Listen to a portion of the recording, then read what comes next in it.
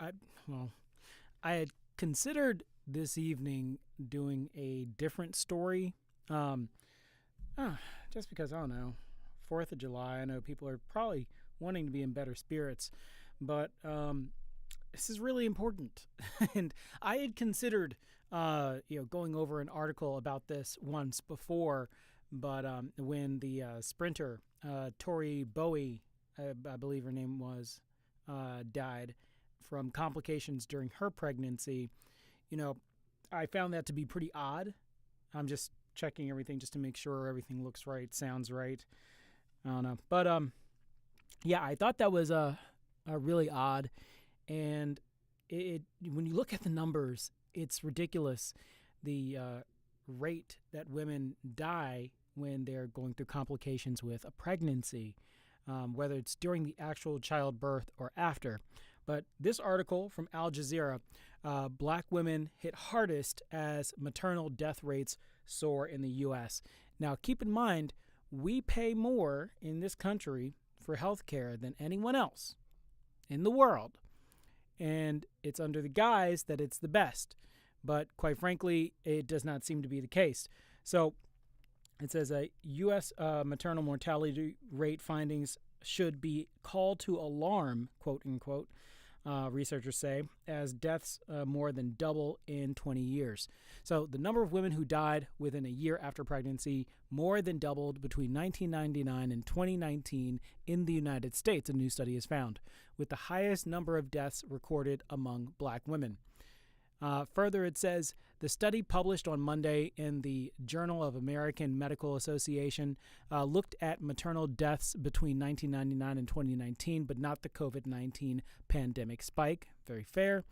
For every U.S. state, and then 5 racial, ethnic groups, there were an estimated 1,210 maternal deaths in 2019, compared with 505 in 1999, the researchers found. Overall, the number of deaths per 100,000 live births rose from 12.7 to 32.2. It's not percentages. I always want to say percent behind that, but it's literally like 12 to or 13 to 33 people out of 100,000. But the fact is, you shouldn't lose your life just because you have a baby. Our medical science should be, able to keep these numbers extremely low, much lower than this. I mean, these numbers, even the 1999 numbers, compared to some other countries that have more robust healthcare systems, is kind of ridiculous. So while the number of deaths among black women increased from 26.7 to 55.4. That's a huge number when overall, that it rose up to 32.2. It's I had this one episode. If you hear the booms in the background, it's the 4th of July. This one episode where I talked about the word woke and how people misuse it and what it actually means. So, quite frankly, when you have a situation where you have black people, well, people of color, because it goes on to say the greatest jump over time was seen among American Indian and Alaskan Native women. However, from 14 deaths per 100,000 live births in 1999 to 49.2 in 2009. It also goes to talk about the deaths among Latin American women. But yeah, Tori Bowie, 32, died from complications from her childbirth. Where was it? Okay, Alaskan. All right, so and then we have Asian and Pacific Islander, Native Hawaiian. That went from 9.6 to 20.9, and then let's see. 9.1 to 19.1 among Hispanic women. And then here's the baseline number here. So from 9.4 to 26.3 among white women. So, I mean, it looks like the increase for Hispanic women is lower than the increase for white women. But quite frankly, it's not just about ethnicity.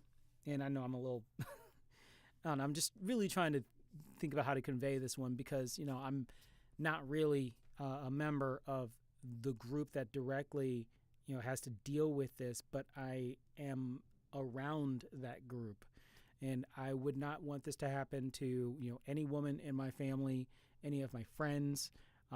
Their safety, is important to me, and I wouldn't want them to lose their life just because they wanted to have a baby in a hospital in America. But it's socioeconomic.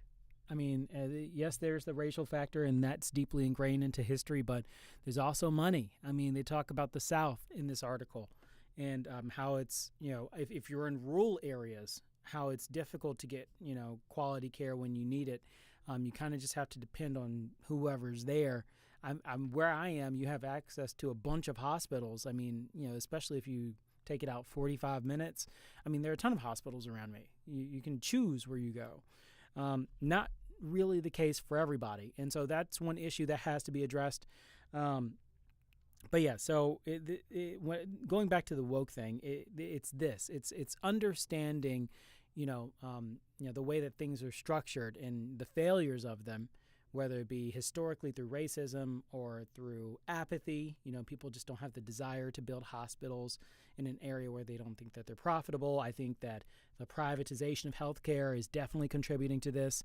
But all around it's sad because, who wants this to happen in a country as developed as this one?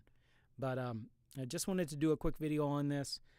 Again, if you have any comments about it, anything knowledgeable to bring to it, I mean, I would love to learn more about this and kind of, keep an eye on this subject. But definitely take a look at this. It's from Al Jazeera.